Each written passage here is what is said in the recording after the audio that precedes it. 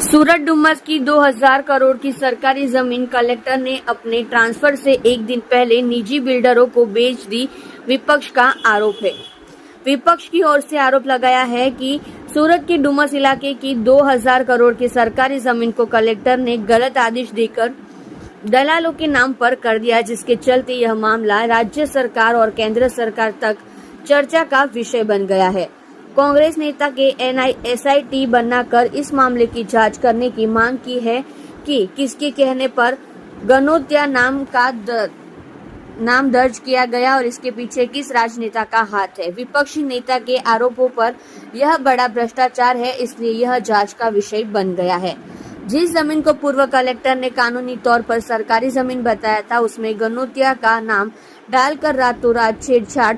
कैसे कर दी गई, इसे लेकर कई तरह की शंकाएं जताई जा रही है। फिर मामले की जांच की जाए तो सारी सच्चाई सामने आ जाएगी, जिसमें विपक्षी दल ने आरोप लगाया है कि यह पूरा घोटाला कलेक्टर ने अपनी नवसारी जिला के तबादले से एक दिन पहले किया है। भ्रष्टाचार मुक्त અને પારદર્શક વહીવટની વાત કરતી ગુજરાત સરકારના એક જવાબદાર અધિકારી સુરત જિલ્લાના કલેક્ટરશ્રી દ્વારા સુરત શહેરની કરોડોની કિંમતની લગભગ 2,70,000 ચોરસ મીટર જેટલી જમીન, જેની અંદાજિત કિંમત આશરે 2,000 કરોડ રૂપિયા થવા જાય છે, એવી સરકારી જમીન ખાનગી વ્યક્તિને પધરાવી દેવાનો હુકમ કલેક્ટરશ્રી દ્વારા જે કરવામાં આવ્યો છે એ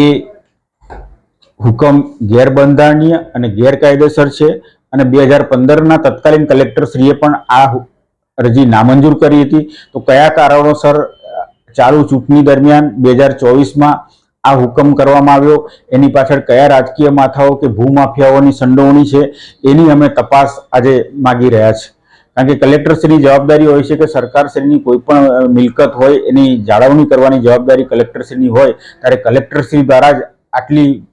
કિંમતી જમીનની લાણી ખાનગી વ્યક્તિને જ્યારે કરવામાં આવતી હોય તો એમાં ખૂબ મોટા પાયે ભ્રષ્ટાચાર થયા હોવાની અમને આશંકા છે। અને લોકમુખી અને લોકો દ્વારા પણ અમને આ બાબતમાં ઘણી બધી રજૂઆતો આવી કે આના કોઈ સામે કોઈએ બોલવું જોઈએ, એની તપાસ થવી જોઈએ। એના ભાગરૂપે આજે અમે એક ફરિયાદ રૂપે માનનીય મુખ્યમંત્રીશ્રી,